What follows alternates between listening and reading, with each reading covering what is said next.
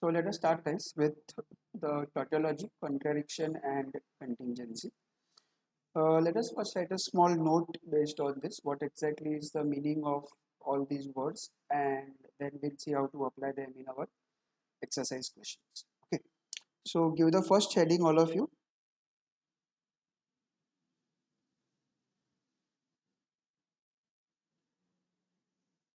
tautology, and under that write down if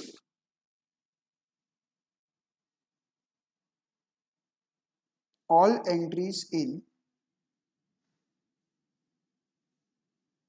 last column of the truth table are T, then such a statement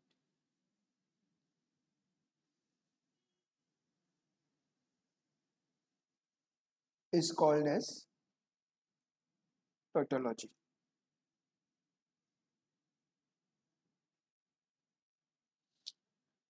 In the same manner, when we write for the second one, which is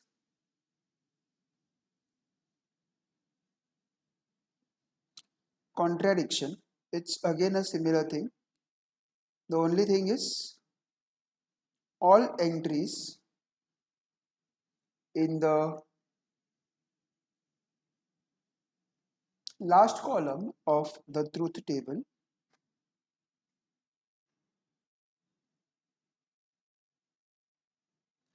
are going to be F, that is, they will be false. Then, in such a case,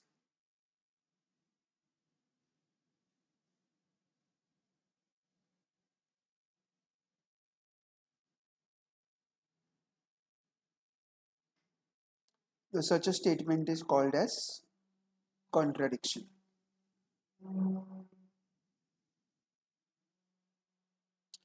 And the last one that we have, number 3, which is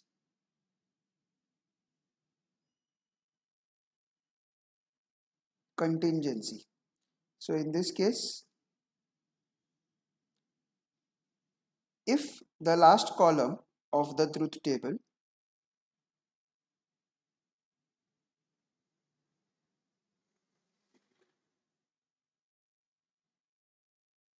has mixture of T and F together,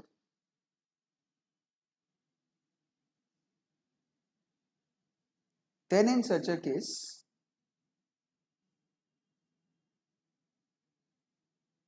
such a statement is called contingency.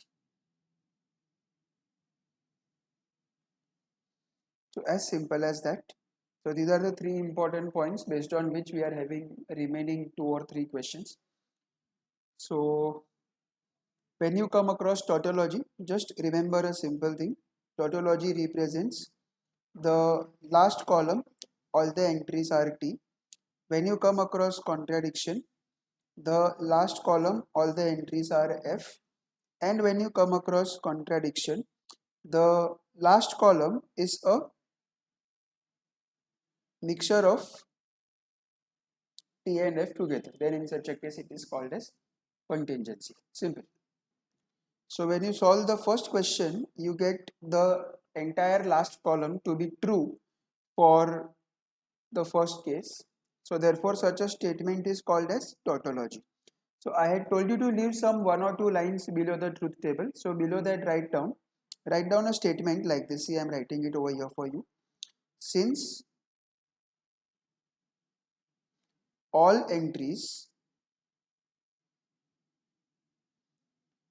in the last column are T, therefore given statement is a tautology. So this is how you have to just conclude your answer.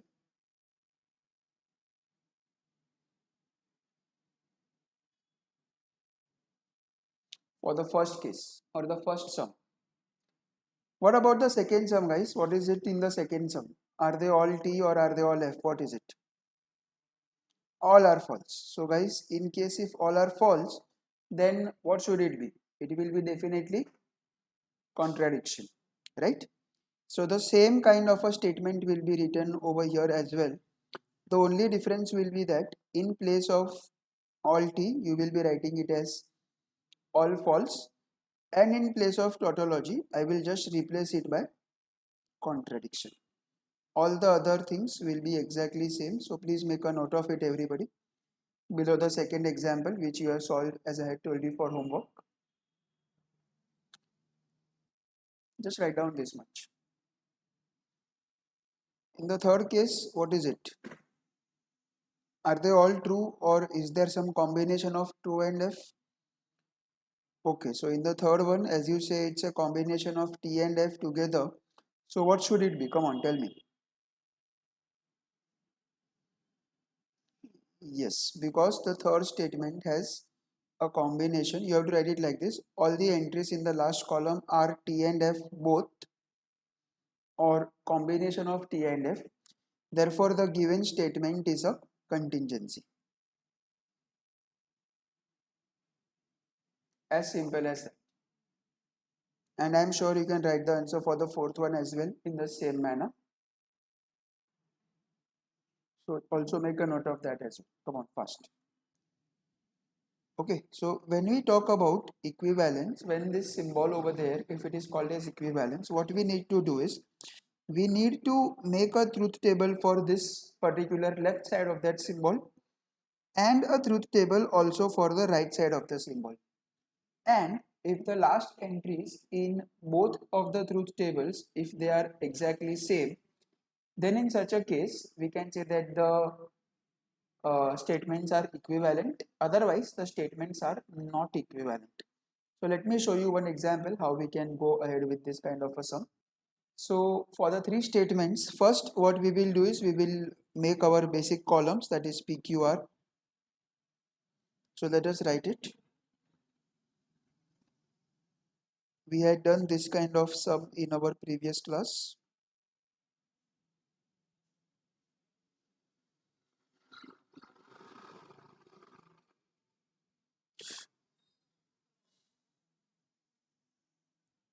Then it is just TF, TF, TF and again TF. So now guys, what all things do we require for the left hand side? We require P or Q and R. So looking at this, it's very easy to identify. First thing that we will make a column is of Q and R. And then whatever the answer comes, we will apply OR in between them. So it will become P or Q and R. So this is the way I will be making the truth table for the left hand side. The same method we will apply it for the right hand side. So we'll do it later on. पहले हम लोग इसका कर लेते हैं. So what all entries do we get? First of all, we have to focus on this. And we have to think about AND in between them. So what was the condition for AND? If both are T, then the answer is T. Again the same is applicable over here. If both are T, then the answer is T. In rest all cases, it is going to be F. So let me write it as F over there. Yeah. So this is what I have got over here. Now, after this, I have to focus on the two separate columns. One is this and the another is this. And the condition that is available is OR. So in case of OR statement, guys, I have to see if both are F, only then the answer will be F, otherwise the answer will be T. So let me see where is it applicable. F and F, again F and F over here, and as well as in the last case. So these last three entries comes out to be of F. The remaining entries don't seem to be FF, so they are all going to be equal to T. So this is the way I have got the truth table for the left side, or in fact the first statement I should say. In the same manner, I will make also another truth table for the right side of this. So let me just write down my basic statements or the basic columns P, Q, R.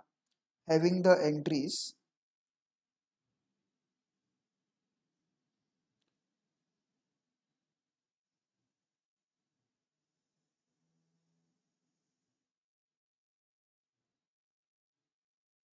okay.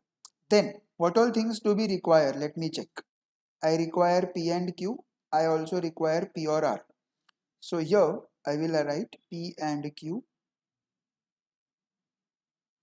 P or R, and the last is and in between these both brackets. So last is P and Q bracket and P or R. Okay. So now once again this place I have to focus on these both columns. Again I have to think of the symbol and both are T. Okay. So what is the condition for or? Both F then F. So these both places. It is going to be F. In all the above places it is going to be T. Okay, then the next we have to focus on two separate columns. This is P over here and this is R over here. So now where is it the same condition? This is again or in these two places. Is it available anywhere else? No. So let us write it as F, F in these two places. Remaining all the entries they are of T. Okay, so it is simple. Now the last thing we have to now see these both columns and use the symbol of AND. So in all these places I am having T, T, T, T. So we will write all of them as T. In the remaining three places it is F. So let me see. Yes, I am having 5 times T and 3 times F over here.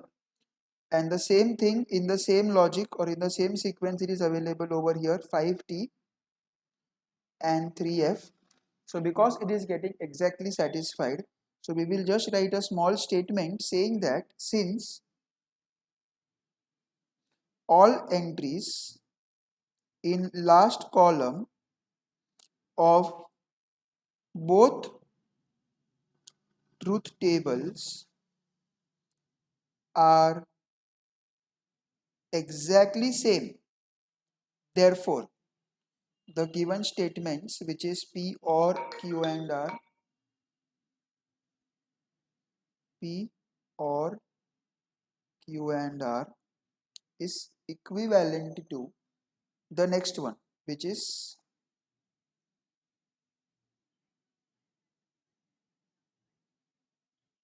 it's or I guess.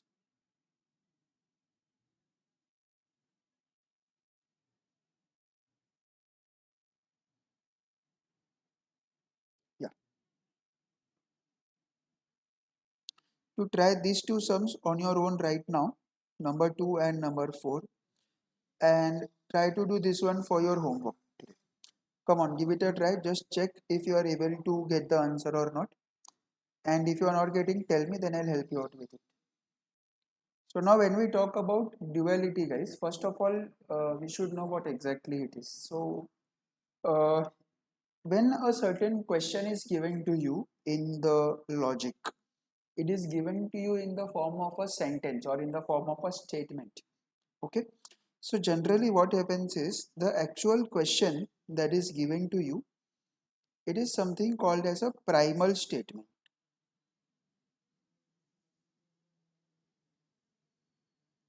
Okay, the given statement or the given question is called as a primal statement.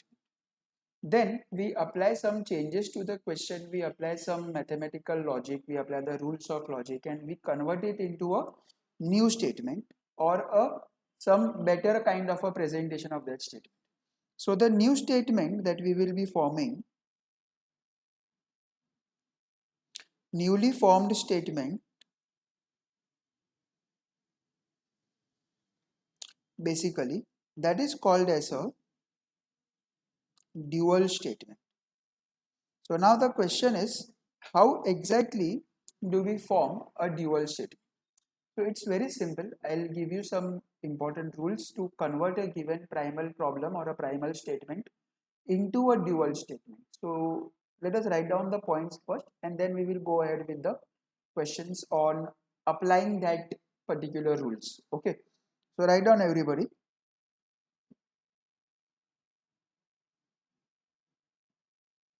To make dual of a given primal statement,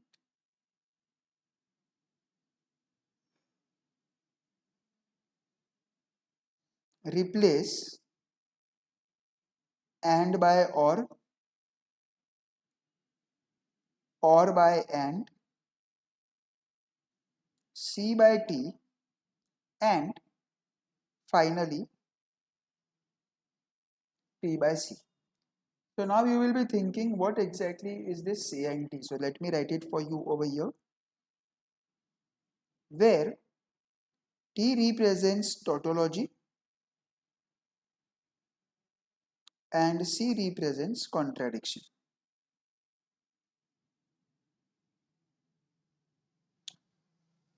So there are one or two more important points.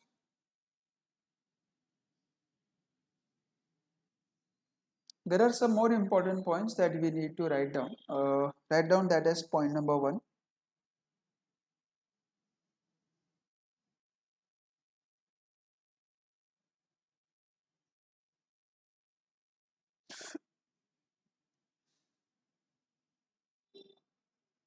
Negation symbol is not affected while writing dual of a given statement. Number two, while writing the truth value,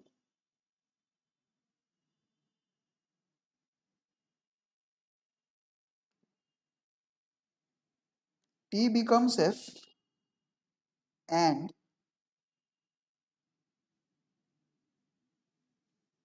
F becomes T. So these are the simple points that we will be remembering. Let me give you a small example, a very easy example, so that you can understand how exactly it is going to be applied.